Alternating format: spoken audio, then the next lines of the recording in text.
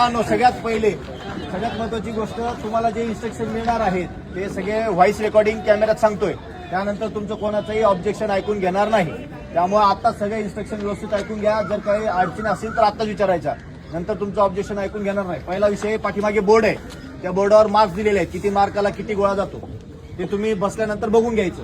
इथे आल्यानंतर तुम्हाला 3 चान्स मिळतील. त्या 3 चान्स मधला हायेस्ट मीटरला मार्क दिले जातात, ते तुम्हाला दाखवले जातील, तुमच्या सही घेता येतील. त्या टेबलावर जायचं, गोळा फेकल्यानंतर त्याच्या 3 सह्या करायच्या हायेस्ट मीटर मार्क बघून. आलं लक्षात? इथपर्यंत समजलं का? समजला की? ठीक आहे. यानंतर हा गोळा ग्राउंडच्या बाहेर आहे. गोळा ग्राउंडच्या बाहेर आहे तोपर्यंत तुमची रेस्ट पोझिशन आहे. गोळा घेऊन तुम्ही ग्राउंड मध्ये आलात तर डायरेक्ट थ्रोला जायचं. ग्राउंड मध्ये आल्यानंतर गोळा खाली ठेवायचा नाही. खाली ठेवला तर तो फाऊल आहे. ही पहिली इन्स्ट्रक्शन. समजले का सगळ्यांना? दुसरी गोष्ट, या रिंगचा फाऊल, या रिंगला या पद्धतीने पाय टच असेल तर चालेल, पण हा जर पंजा किंवा टच झाली तर तो फाऊल आहे. म्हणून तुम्हाला सांगतो की बऱ्याच जणांचा इथं फाऊल होतो, तर हात पाय थोडासा इंचभर आत ठेवा आणि त्यानंतर तुम्ही पोझिशन घेऊन काय नाचायचं ते नाचा. नाचण्यामध्ये तुमचा पाठीमागे पाय टच होतो आणि तोच नेमका आउट ऑफ जातो. त्यावेळेस तुम्ही म्हणतात की सर फाऊल नव्हता. त्यापेक्षा इंचभर पाय आत ठेवा आणि काय तुमच्या पोझिशन घेऊन फाऊल फेकायचा असेल तो फेका. हा फाऊल कळाला सगळ्यांना? या रिंगला कुठेही पाय टच झाला, पायाचा पंजा टच, तरी तो फाऊल दिला जाईल. या समोरचा स्टॉपरला या पद्धतीने पाय टच झाला काही अडचण नाही, असा टच झाला काही अडचण नाही, पण हा जरी ते पंजा टच पायाचा पंजा टच खाली आला तर तो फाऊल आहे. समजलं का सगळ्यांना?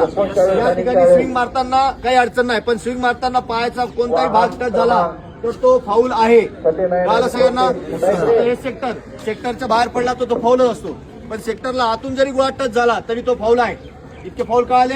आता ह्या ग्राउंडच्या इन आउटचा विषय, या व्हाईट लाईन ज्या मारलेल्या आहेत या लाईनीच्या इकडनं कोणीही ग्राउंड इन आउट होणार नाही.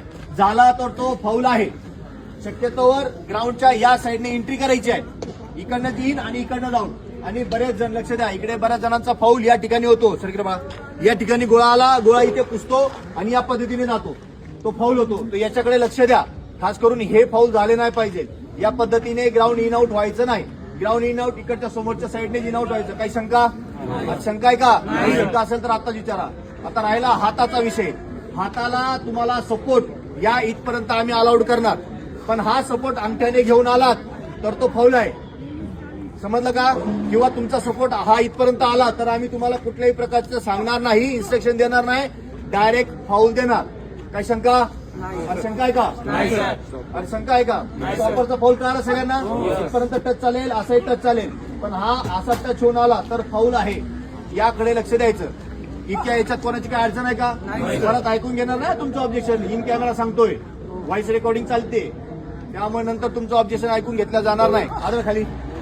हा गोळा ज्या ठिकाणी पडणार, सरको तिकडे, त्या ठिकाणी असा डॉट तयार होणार ना, त्या डॉटच्या सेंटरला आम्ही स्टिक पकडणार. मग तो डॉट 850च्या लाईनीवर पडू द्या किंवा 60-30 पडू द्या, कसंही पडू द्या, आम्हाला त्याच्याशी घेणं देणार ना. आम्ही त्याचा सेंटरमध्ये स्टिक पकडणार आणि तिथून मेजरमेंट होणार आणि जे मेजरमेंट येईल त्याचे मार्क तुम्हाला मिळतील.